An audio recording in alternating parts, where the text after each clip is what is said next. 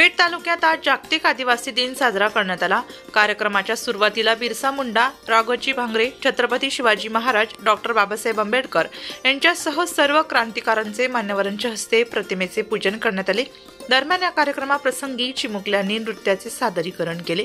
आदिवासी संस्कृतीचे जतन व्हावे यासाठी हा आदिवासी दिन साजरा करण्यात येत असल्याची माहिती पेठ पंचायत समितीचे गटविकास अधिकारी सूर्यवंशी यांनी दिली।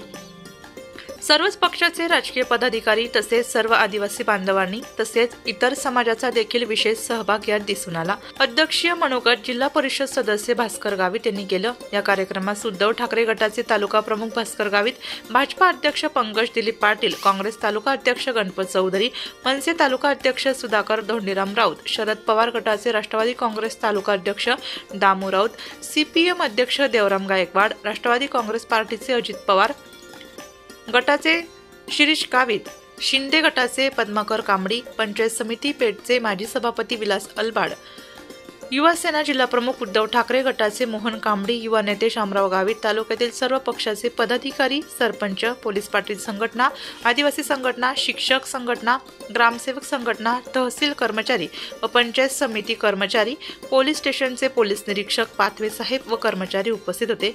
ढोल वादनाने कार्यक्रमाची सांगता झाली।